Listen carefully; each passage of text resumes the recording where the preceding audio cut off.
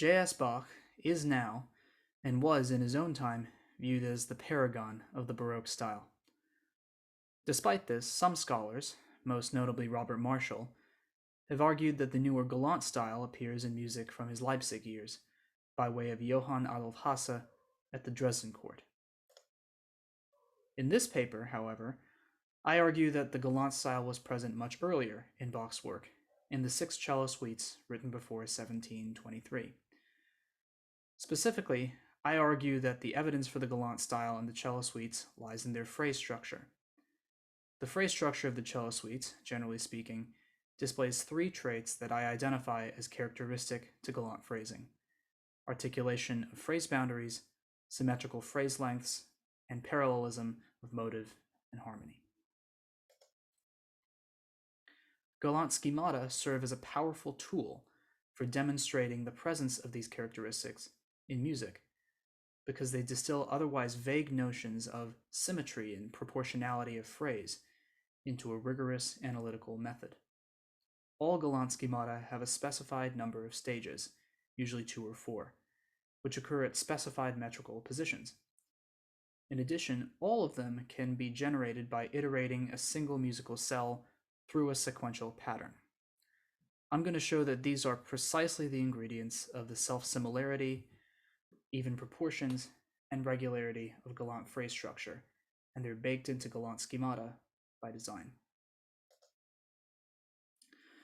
This presentation will consist of 3 parts. In the first, I'm going to show that Galant schemata capture the essential characteristics of Galant phrase structure, and can thus be used to detect Galant style in works not obviously from the Galant era. In the second, we'll use Galant schemata to illustrate characteristics of the Galant style in examples from the cello suites. Most of my examples are drawn from the 3rd cello suite, as it has both quintessentially Galant stylistic features as well as Baroque ones. Finally, we'll look at some historical context to show that Galant phrasing was in use by the time the cello suites were written. Galant schemata are the primary methodological tool in my argument. They were designed for and are typically applied to music by composers such as Baldassare Galuppi, Pietro Locatelli, and Johann Adolf Hasse. J.S. Bach, on the other hand, is generally considered to be Baroque rather than Galant. I argue, however, that there is more to this story than meets the eye, and that Galant schemata can help explain why. First, I'll discuss why Gerdingen schemata are such a good fit for Galant music, which in turn requires a discussion of exactly what the Galant style is. In his seminal paper on Bach's music and the Galant style, Robert Marshall offers 4 key characteristics of Galant music, the last of which will be the focus of my discussion. He says, finally, the long, freely spun out, and seemingly irrational melodic arches and arabesques characteristic of the late Baroque style were replaced by clearly articulated and almost arithmetically balanced phrases, a method of organization imported mainly from the dance genres. Marshall identifies here 2 crucial criteria for Galant phrase structure: clear punctuation and symmetry of length. I'm going to add a 3rd criterion that I call motivic parallelism, which describes the tendency of motivic material to develop in tandem with the motion of harmony and with phrase boundaries. Now I'll illustrate how Marshall's criterion distinguish Baroque from Galant phrase structure with 2 musical examples, the first of which is a well-known theme from a piano sonata by Mozart. As Marshall stipulates, the phrases are very clearly punctuated, and they're in fact perfectly equal in length. In addition, notice that the motivic content of the 2nd measure is simply the content of the 1st measure transposed down a step. The music is essentially a cell, iterated through a harmonic sequence, a sequence which is in turn tied to phrase rhythm. This parallelism of motive, harmony, and phrase is a 3rd marker of Galant phrase structure. Now contrast this with the first half of an Allemande by Pachelbel, an earlier Baroque composer and an early influence of Bach. This excerpt doesn't have any of the characteristics described before. At first, we hear a fairly straightforward four-bar phrase, but this is followed by a sprawling, run-on sentence that doesn't come to rest until the end of the first half of the movement. There's no symmetry, and the phrases are long and spun out rather than punctuated. Furthermore, it's difficult to detect any sort of essential motive in the music, forget a parallelism of motivic development with harmony or phrase structure. Galant Schemata capture precisely these characteristics. Their definite number of stages capture the well-articulated nature of galant phrases. Moreover, the number of stages is almost always 4 or 2, thus ensuring the symmetry that the galant style demands. We'll use the fante as an example to look at this. The fante consists of 4 stages, grouped into 2 sets of 2. Each set of 2 stages is a dominant tonic discharge based on the 7/1 string, which is then copied, pasted, and transposed by a step. As you can see in this diagram from Gerdingen's music in the galant style, the first and third stages happen at metrical weak points, while the second and fourth occur at strong positions.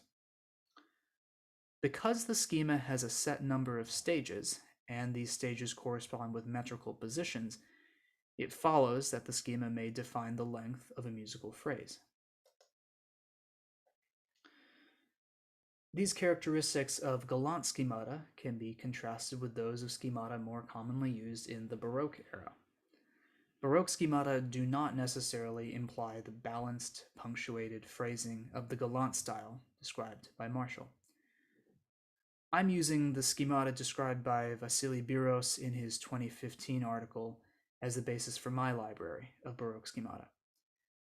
I roughly categorize them into 2 broad groups. The first are what Biros calls scale harmonization schemata, which iterate a particular set of harmonies in sequence over a scalar passage.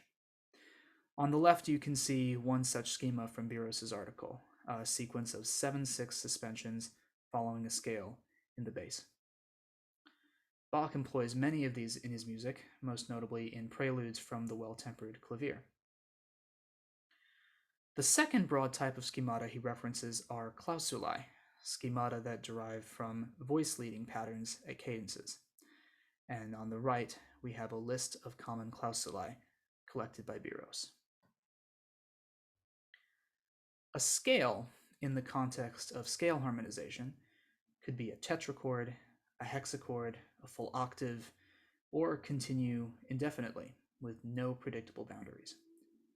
Clausulae, on the other hand, only describe motion from one note to another, and not larger phrase structures, which, along with the punctuation that come with them, are essential to forming well-bounded phrases. There's thus no guarantee that these schemata will define punctuated and symmetrical phrases. Galant schemata, on the other hand, effectively capture the articulation, symmetry, and parallelism of galant phrase structure, and this makes them an ideal tool to describe the galant characteristics of the Bach cello suites. It's important for me to recognize at this point that Gerdingen's lexicon of galant schemata does not comprehensively account for the harmonic language of the suites. While much of the cello suites display the galant style, several movements inhabit the world of the Baroque. For example, there is a long-standing tradition of analyzing Bach preludes using the scale harmonizations described by Biros, and those of the cello suites are no exception. Clausulae, in turn, comprise much of the Allemands. While galant schemata are useful for much of the suites, they do not, by any means, describe them in their entirety. So we'll start our analysis of examples with an excerpt from the first gavotte of the fifth suite, illustrating how galant schemata capture the essential characteristics of galant phrasing in this passage. Each of the 4-bar phrases you can see on your screen would be identified as a fenaroli, which then combine to form a fante. Notice that in these examples, as is common with these 2 schemata, there is motivic parallelism on multiple levels. A single cell is iterated through each of the 4 fenaroli stages, and then the entire fenaroli is repeated a step lower in the second stage of the fante. Notice also that the schemata implies symmetrical, articulated phrases. Each fenaroli is a 4-bar phrase, and since a fante has 2 stages, we have 2 4-bar phrases forming an 8-bar phrase. Thus, identifying this passage as a fante whose halves consist of fenarolis immediately captures the Galant characteristics of the passage's phrase rhythm. The cello suites are littered with fantes. Another example comes from the courant of the third suite. At measures 9 to 12, there is a dominant tonic discharge in A minor, followed by the same progression a step lower in G major.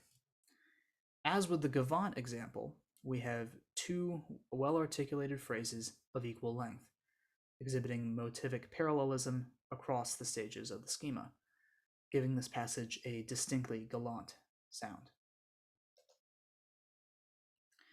Beyond fantes themselves, Bach uses a variety of other similar schemata, which I refer to as fante-type schemata, in the cello suites. These involve transpositions of dominant tonic discharges at several intervals. The prelude of the third suite has a good example of this, from measures 62 to 69.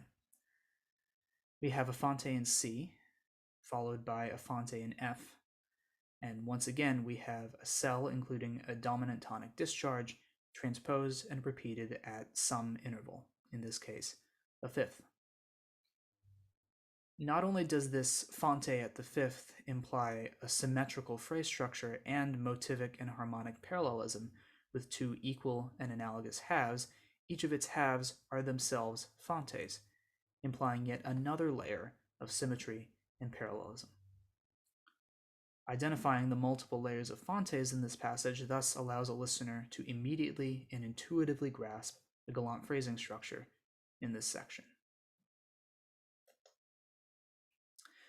Now I'm going to turn to an example of a potential new schema found in the opening measures of the second half of several dance movements of the third suite.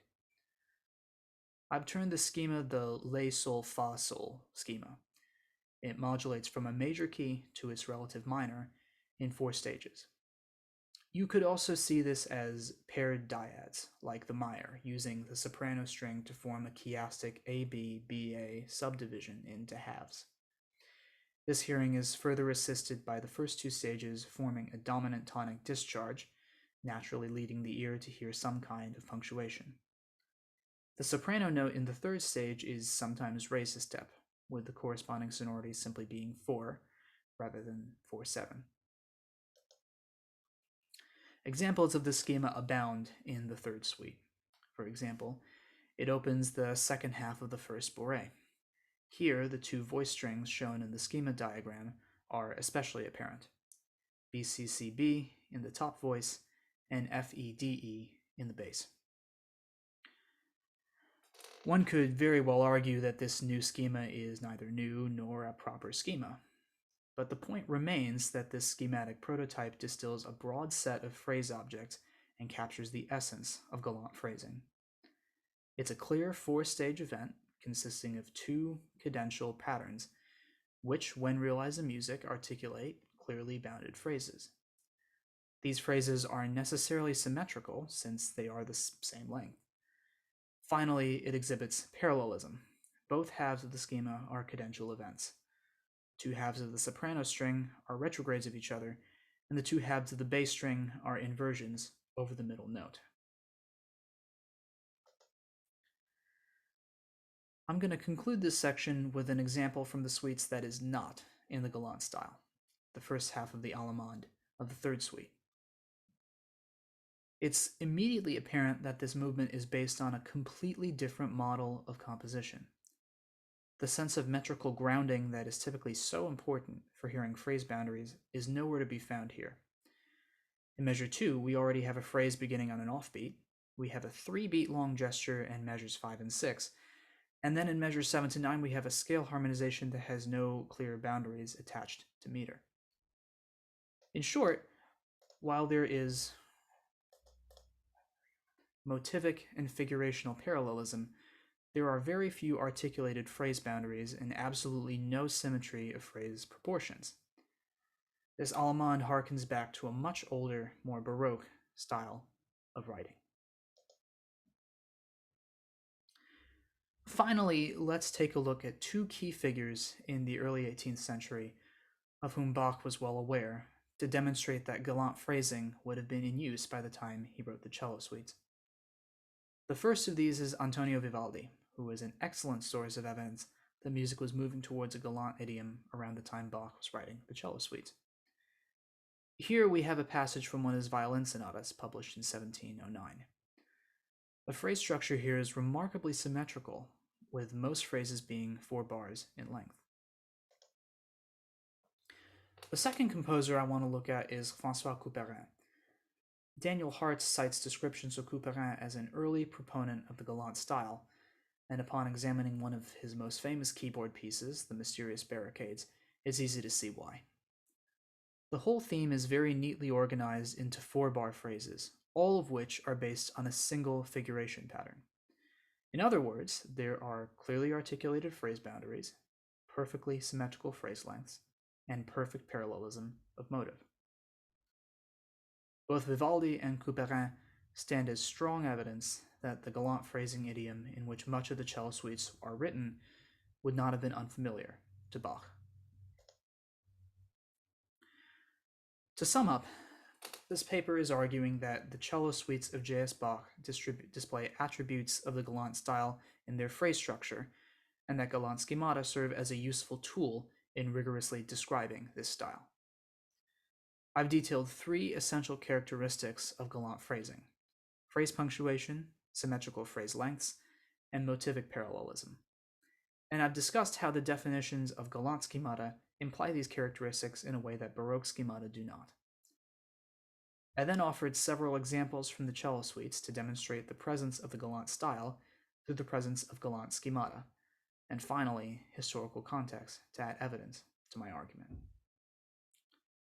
Continuing in this way with other repertoire, this research suggests that the presence of galant schemata in music not from the galant era can be used to detect influences from or on the galant style, and thus to fully appreciate the sphere of influence of this vibrant era of music history.